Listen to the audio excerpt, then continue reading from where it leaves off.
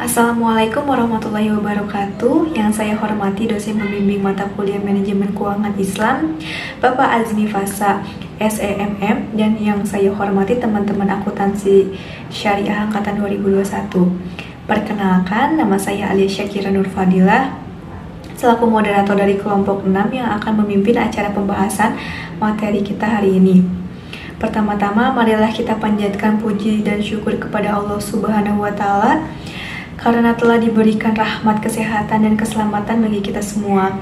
Tak lupa sholawat serta salam semoga tetap tercurah limpahkan kepada Nabi besar kita, Nabi junjungan Nabi Muhammad Sallallahu Alaihi Wasallam. Alhamdulillah, pada pertemuan ini kita akan melanjutkan perkuliahan mengenai penyampaian materi dari kelompok 6 yang akan membahas tentang manajemen piutang. Sebelum memulai, saya akan menyampaikan susunan acara terlebih dahulu. Yang pertama ada pembukaan, yang kedua ada penyampaian materi, yang ketiga ada kesimpulan, dan yang keempat ada penutup. Adapun saya akan memperkenalkan anggota dari kelompok 6 terlebih dahulu. Yang pertama ada Ajeng Amanda Pertiwi Safira, yang kedua ada Alia Syakira Nur Fadilah, yang ketiga ada Anggi Septia Rahma, dan yang keempat ada Fuji Dwi Tami. Lalu lanjut ke pembahasan selanjutnya, yaitu terdapat materi-materi yang akan dibahas mengenai manajemen piutang.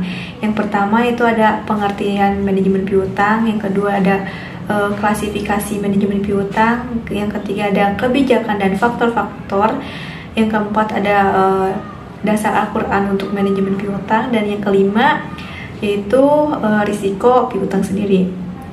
Baik teman-teman, untuk mempersingkat waktu, langsung saja kita mulai ke sesi yang pertama, yaitu sesi pembukaan. Alangkah lebih baiknya sebelum memulai kita mengucapkan basmalah terlebih dahulu. Bismillahirrahmanirrahim.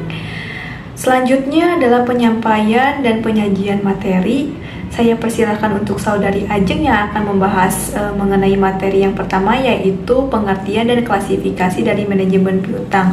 Untuk saudari Ajeng, saya persilahkan. Baik, terima kasih kepada Alia. Di sini saya akan mencoba untuk memaparkan materi mengenai pengertian piutang. Pertama, di sini piutang sendiri adalah tagihan kepada pihak lain di masa yang akan datang. Itu tuh sebab terjadinya karena transaksi yang terjadi di masa lalu. Contoh di sini adalah perusahaan menetapkan harga yang sama untuk penjualan kredit dan tunai. Lalu kemudian penawaran kredit ini tuh berdampak pada pengurangan harga. Nah, ini tuh bisa disebabkan oleh dua cara. Yang pertama ada cara pengurangan langsung. Nah, ini tuh perusahaan memberikan potongan penjualan ketika piutang itu dibayar dalam periode potongan. Yang kedua ada pengurangan tidak langsung. Nah, ini tuh akibat investasi dana yang tertanam dalam piutang sampai batas waktu temponya. Nah, di sini masalah piutang sendiri itu dianggap sangat penting untuk dalam kaitannya di dalam sebuah perusahaan. Nah, karena perusahaan itu harus menentukan berapa jumlah piutang yang optimal. Nah, di sini piutang perusahaan pada umumnya merupakan jumlah yang cukup besar dari aset perusahaan. Karena jumlahnya cukup besar ini, perusahaan ini terhadap kebijaksanaan yang mempengaruhi jumlah piutang. Nah, pada akhirnya mempengaruhi probabilitas si perusahaannya. Nah, tujuan perusahaan itu juga menanamkan dananya pada piutang itu karena yang pertama untuk meningkatkan penjualannya, yang kedua itu untuk meningkatkan laba, yang ketiga yaitu untuk menghadapi persaingan perusahaan-perusahaan lain. Nah,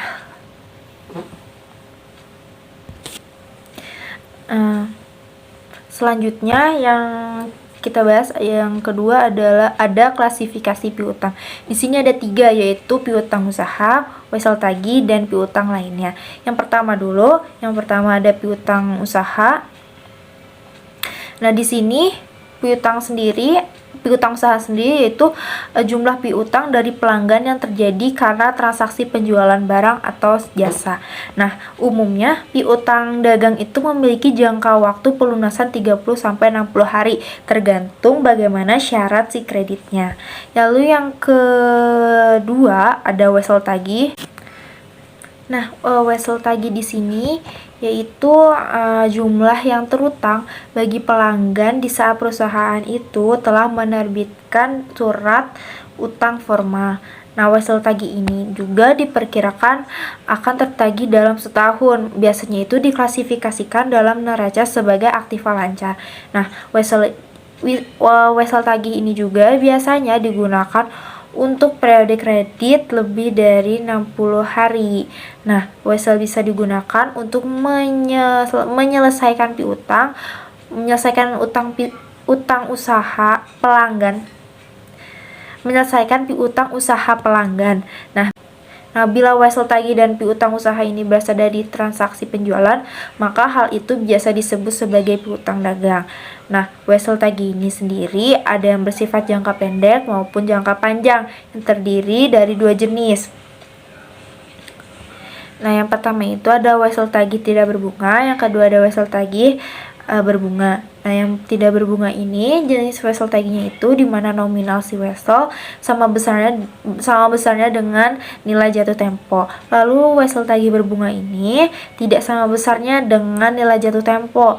Nah, nilai jatuh tempo itu terdiri sendiri juga dari nilai nominal ditambah dengan bunga yang diperoleh selama masa periode tertentu. Lalu yang terakhir ada piutang lainnya, yaitu piutang yang biasanya disajikan secara terpisah dalam neraca. Nah, piutang ini juga diharapkan akan tertagih dalam 1 tahun. Nah, piutang tersebut diklasifikasikan sebagai aktiva lancar. Lalu, jika si penagihnya lebih dari 1 tahun, maka piutang ini diklasifikasikan sebagai aktiva tidak lancar dan dilaporkan di bawah judul investasi. Piutang lainnya juga meliputi piutang bunga, piutang pajak, piutang dari pejabat atau karyawan perusahaan. Nah, sekian pemaparan materi yang dapat saya sampaikan. Saya kembalikan kepada moderator. Baik, terima kasih untuk Saudari Ajeng yang telah menyampaikan materinya. Kita lanjut pada materi selanjutnya mengenai kebijakan dan faktor-faktor yang mempengaruhi dari manajemen piutang itu sendiri yang akan dijelaskan oleh saya sendiri. Yang pertama yaitu terdapat kebijakan kredit dan pengumpulan piutang. Nah, kebijakan kredit yang baik dapat mempercepat perputaran piutang dan pengumpulan piutang. Menurut Dr. Andes Syafarudin Alwi dalam bukunya yang berjudul Alat-alat Analisis dalam Pembelajaran, terdapat faktor-faktor yang perlu dipertimbangkan dalam menetapkan kebijakan kredit, yaitu terdiri dari 4 faktor. Yang pertama yaitu ada standar kredit. Standar kredit biasanya dipakai sebagai pedoman oleh perusahaan dalam memberikan kredit kepada para pelanggannya, di mana standar kredit ini meliputi ketentuan-ketentuan mengenai kualitas pelanggan yang akan diperkenankan memperoleh kredit itu sendiri. Bila perusahaan menetapkan standar kredit yang terlalu longgar sehingga hampir setiap pelanggan diperkenankan untuk membeli secara kredit, maka volume penjualannya akan meningkat sehingga laba usaha yang diperolehnya juga meningkat. Akan tetapi jika perusahaan perlunya untuk berhati-hati karena proporsi piutang yang tidak tertagih akan meningkat pula. Sebaliknya, jika perusahaan menetapkan standar kredit yang terlalu ketat, yaitu hanya menjual secara kredit kepada pelanggan yang bonafide saja, maka hanya sedikit saja kerugian yang diderita oleh perusahaan akibat piutang yang tidak tertagih. Namun, perusahaan mungkin sekali kehilangan penjualannya, di mana laba usaha yang tidak jadi diterimanya dari penjualan yang hilang ini mungkin lebih besar daripada biaya-biaya yang dihindarinya. Dengan demikian, standar kredit yang baik adalah standar yang dapat meningkatkan laba usaha lebih besar daripada kenaikan piutang yang tidak tertagih. Lalu yang kedua yaitu analisa kredit. Sebelum melakukan penjualan, alangkah lebih baiknya melakukan penjualan secara kredit kepada pelanggan, perusahaan harus melakukan analisa kredit terlebih dahulu. Analisa kredit ini menyangkut evaluasi kemampuan pelanggan dalam melunasi kreditnya. Selain mengevaluasi kemampuan pelanggannya, perusahaan harus menetapkan line of credit atau plafon bagi kredit yang diberikan kepada para pelanggannya. Line of credit sendiri merupakan suatu batas maksimal besarnya saldo hutang yang diizinkan bagi para pelanggan. Lalu makin tinggi line of creditnya atau plafon yang ditetapkan bagi masing-masing pelanggan, maka makin besar pula jumlah yang diinvestasikan dalam piutang. Lalu yang ketiga yaitu terdapat syarat kredit. Syarat kredit sendiri meliputi lamanya periode kredit serta pemberian potongan tunai atau cash diskon kepada pelanggan yang membayarkan lebih awal dari jangka yang telah ditentukan. Lalu pemberian potongan tunai merupakan salah satu usaha untuk mempercepat pembayaran piutang, juga untuk meningkatkan suatu volume penjualan dan mengurangi resiko piutang yang tidak tertagih. Periode ini rata-rata pengumpulan piutangnya dengan pemberian potongan tunai dapat dirumuskan, contohnya dari seberapa persen pelanggan yang mengambil diskon X dari periode cash diskon. Nah, ditambah seberapa persen juga pelanggan yang tidak mengambil diskon X dalam jangka waktu kredit yang maksimum. Pada umumnya, para pelanggan lebih menyukai pembayaran pada periode cash diskon karena mendapatkan diskon tersebut. Seandainya jika pelanggan tidak mempunyai dana tunai untuk membayar, maka pelanggan dapat meminjam uang dari bank yang pada umumnya tingkat bunga pinjamannya lebih rendah daripada tingkat bunga kredit perusahaan. Ada pula syarat kredit sendiri, itu ada yang namanya EOM atau end of month, yang berarti pelanggan harus membayar barang yang dibelinya paling lambat akhir bulan. Pada syarat kredit net EOM sendiri ini perusahaan juga dapat memberikan potongan tunai kepada pelanggan yang membayar lebih awal. Lalu yang keempat, yang terakhir, yaitu kebijakan pengumpulan piutang, di mana yaitu sebuah prosedur yang ditempuh untuk memperoleh pembayaran dari rekening ke rekening yang belum jatuh tempo. Adapun berbagai cara pengumpulan piutang yang dilakukan perusahaan, yaitu yang pertama seperti perusahaan dapat mengirimkan suatu surat pemberitahuan bahwa periode kredit ini sudah hampir berakhir. Lalu yang kedua yaitu perusahaan dapat melakukan hubungan telepon dengan tujuan mengingatkan pelanggan bahwa kewajibannya sudah hampir jatuh tempo. Lalu yang ketiga yaitu perusahaan dapat melakukan kunjungan secara personal, atau cara ini sering dirasakan paling efektif dalam usaha pengumpulan piutang. Lalu yaitu terdapat cara yang terakhir, yaitu perusahaan dapat menggunakan jasa agen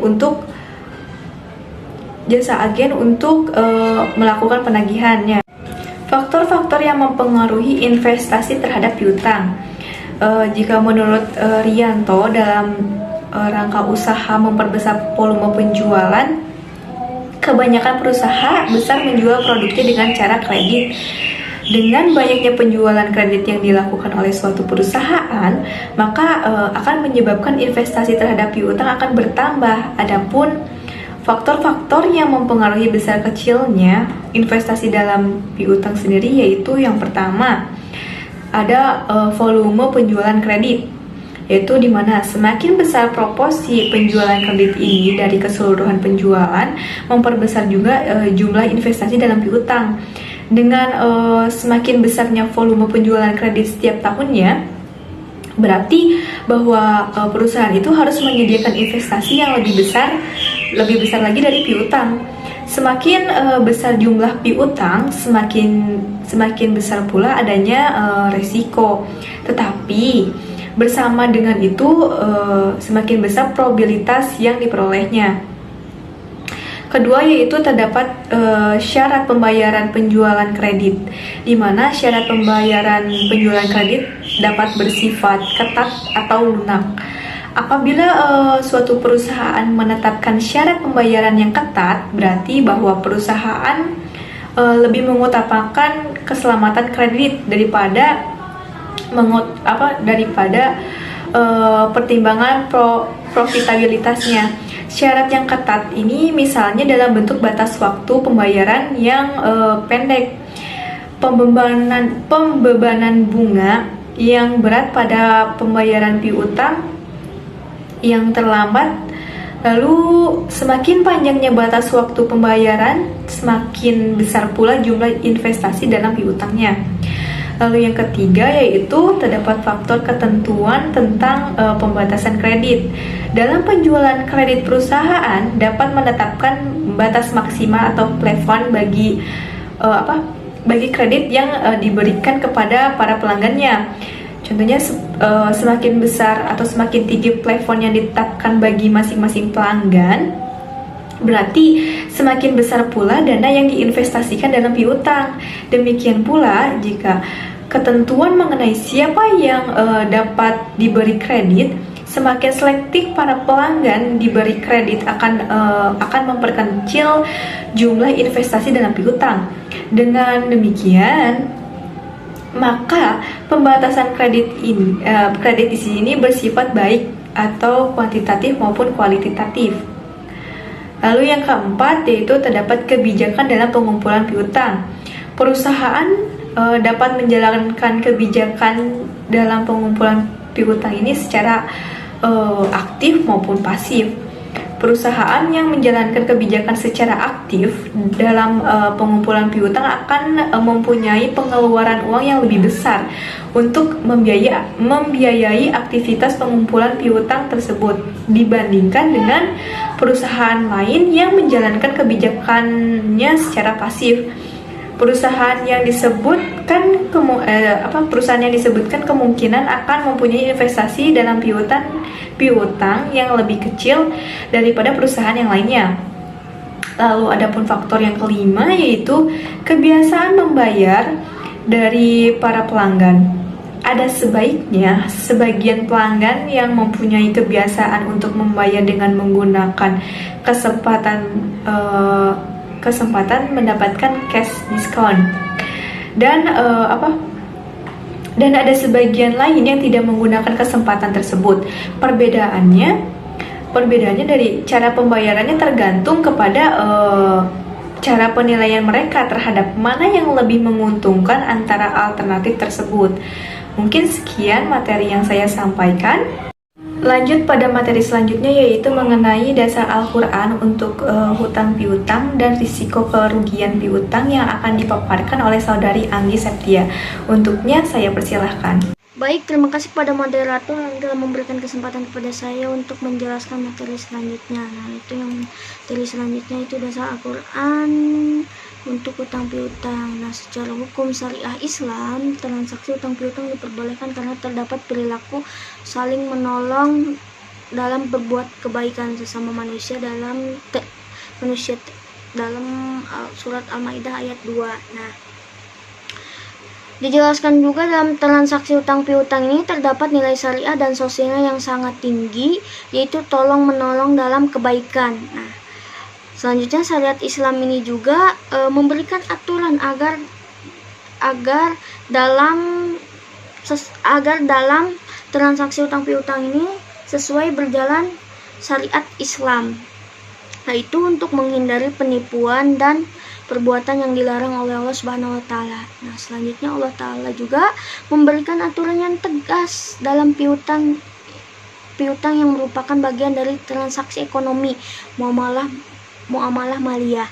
Nah, ditegaskan juga aturan ini transaksi ekonomi tersebut tercermin dalam firman Allah taala dalam surat An-Nisa ayat 29 yang berbunyi, wahai orang-orang yang beriman, janganlah kamu memakan harta yang beredar di antaramu secara batil, kecuali terjadinya transaksi suka sama suka. Jangan pula kamu saling membunuh, Allah sangat sayang kepadamu semuanya. Nah, Nah, dijelaskan juga dalam hutang piutang ini agar mendapatkan pahala yang tidak jatuh kepada riba, maka harus diperhatikan ya. Seperti pemberi utang atau peminjam tidak diperkenankan mengambil manfaat atau keuntungan duniawi dari orang yang berutang, sebab keuntungan akan menimbulkan riba. Nah, jadi kalau orang pinjam uang 20.000, itu harus dibalikinya juga 20.000. Gak boleh kita minta 25.000, yaitu termasuk riba. Nah, selanjutnya yaitu ada materi resiko kerugian piutang. Nah, resiko kerugian piutang ini, setiap penjualan kredit memiliki resiko kerugian piutang karena adanya piutang yang tidak tertagih. Menurut S. Munawir 2007-258 berpendapat bahwa semakin besar advance receivable atau suatu perusahaan, semakin besar pula resiko kemungkinan tidak tertagih piutangnya.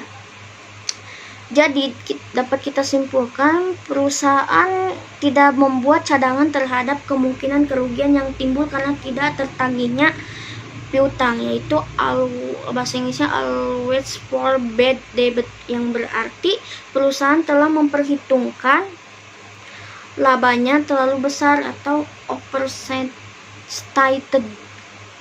Nah, selanjutnya yaitu ada resiko kerugian piutang. Nah, resiko kerugian piutang ini terbagi ya beberapa macam. Yang pertama yaitu resiko tidak dibayarnya seluruh tagihan piutang. Nah, resiko ini tuh yaitu resiko kecurangan, salah satunya yang berasal dari tidak dibayarnya seluruh tagihan piutang atau sama sekali tidak direalisasikan. Penyebabnya bisa dari kurang selektif perusahaan dalam memilih langganan, yang dalam hal ini juga pengutang tidak membayar tagihan dengan jadi kita itu kalau ada orang yang meminjam uang, jadi kita itu harus pilih dulu nih, orang ini mampu enggak bayar utangnya. Nah, jadi harus dipilih ya. Yang kedua ada resiko tidak dibayar sebagian piutang.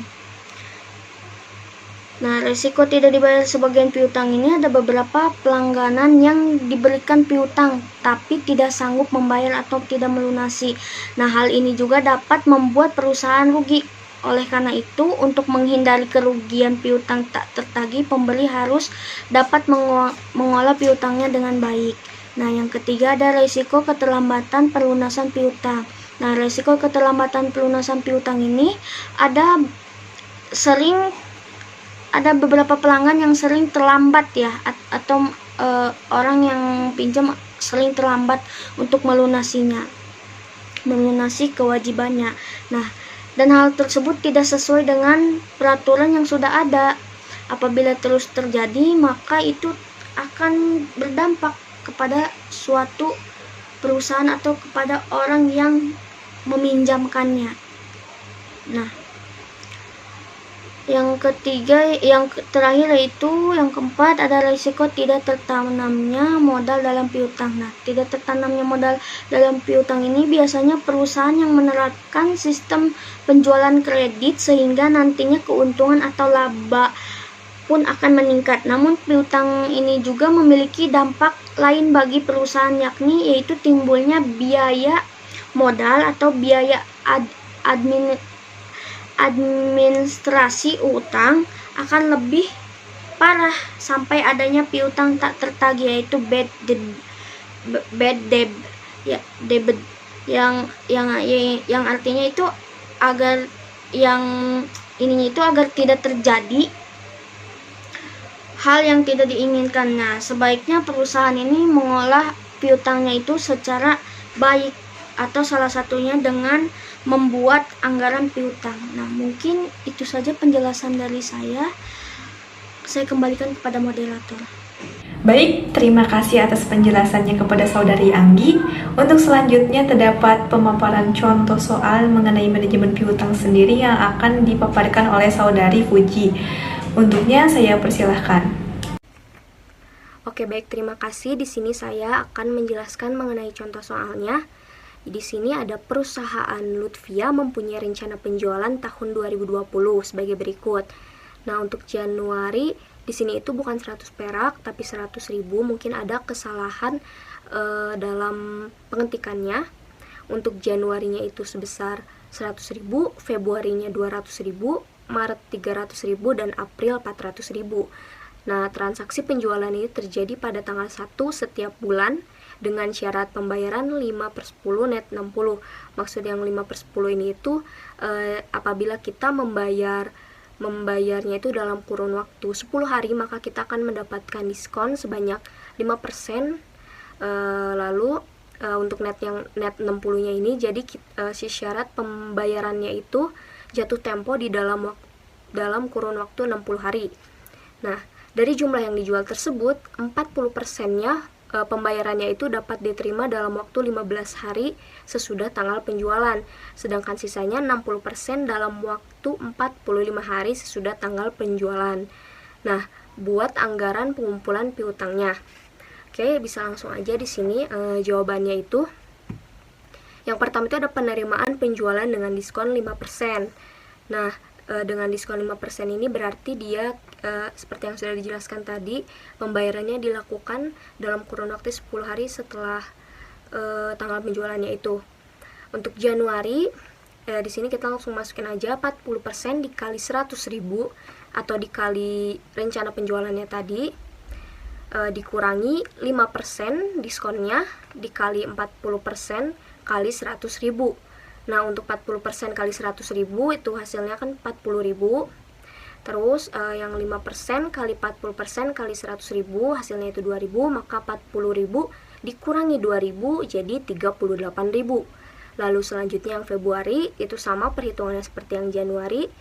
40% dikali 200.000 dikurangi 5% kali 40% kali 200.000. Jadi untuk 40% dari 200.000 itu 80.000 dikurangi 5% kali 40% kali 200.000-nya itu 4.000. Jadi 80.000 dikurangi 4.000 itu 76.000. Untuk Maret 40% kali 300.000 dikurangi 5% kali 40% kali 300.000, maka di situ hasilnya itu 120.000 dikurangi 6.000, hasilnya 114.000. Lalu yang terakhir itu ada April, 40% dikali 400.000 dikurangi 5% dikali 40% dikali 400.000, hasilnya itu 160.000 dikurangi 8.000, jadi 152.000. Nah, selanjutnya itu ada penerimaan penjualan tanpa diskon yang tadi 60%. Jadi di sini ada Januari terima Februari. Kenapa diterima Februari? Karena seperti yang ada dalam soalnya, jadi 60% dalam waktu 45 hari. Berarti 45 hari itu udah termasuk 1 bulan lebih gitu. Jadi ini penerimaannya itu jadi Januari diterimanya Februari, seperti itu. Nah, di sini rumusnya juga kita tinggal mengalihkan 60% dengan rencana penjualannya. Nah, pada Januari terima Februari berarti 60% kali 100.000, hasilnya itu 60.000. Februari terima Maret 60% kali 200.000, hasilnya 120.000. Maret terima April 60% dikali 300.000 sama dengan hasilnya itu 180.000. Dan yang terakhir April terima Mei 60% kali 400.000, hasilnya 240.000. Mungkin sekian materi yang dapat saya sampaikan. Saya kembalikan kepada moderator. Terima kasih kelompok 6 atas penyampaian materinya mengenai manajemen piutang. Lanjut ke acara selanjutnya, yaitu saya akan menyampaikan kesimpulan dari materi yang kita bahas kali ini. Kesimpulan dari materi yang telah dijelaskan oleh kelompok 6 dapat disimpulkan bahwa piutang adalah tuntutan kepada pihak lain untuk memperoleh uang, barang, ataupun jasa pada masa yang akan datang. Dalam transaksi utang terdapat nilai syariah dan sosial yang sangat tinggi, yaitu tolong-menolong dalam kebaikan. Secara hukum syariah Islam, transaksi utang piutang diperbolehkan karena terdapat suatu perilaku saling tolong-menolong dalam perbuatan kebaikan sesama manusia. Bahkan tercantum dalam Al-Quran Surat Al-Maidah ayat 2. Faktor-faktor yang perlu dipertimbangkan dalam menetapkan kebijakan kredit yaitu standar kredit, analisa kredit, dan syarat kredit. Lalu terdapat juga resiko piutang yaitu dengan melakukan pencegahan yang dapat dilakukan. Contohnya dengan cara melakukan pengelolaan piutang yang baik. Risiko kerugian piutang tersendiri dari berbagai macamnya, yaitu yang pertama terdapat risiko yang tidak dibayarnya seluruh tagihan piutang. Lalu yang kedua terdapat risiko yang dibayarnya sebagian piutang, dan lalu yang ketiga terdapat risiko keterlambatan pelunasan piutang, dan yang terakhir yaitu terdapat risiko tidak tertanamnya modal dalam piutang. Baik, memasuki sesi akhir yaitu sesi penutupan. Terima kasih untuk para pemateri yang telah menjelaskan materinya. Semoga apa yang kita paparkan kali ini bisa bermanfaat bagi kita semua dan menambah ilmu pengetahuan kita. Demikian presentasi dari kelompok 6. Saya Arya Syakira sebagai moderator pamit undur diri dan mohon maaf atas kekurangannya, dan terima kasih untuk perhatiannya. Wassalamualaikum warahmatullahi wabarakatuh.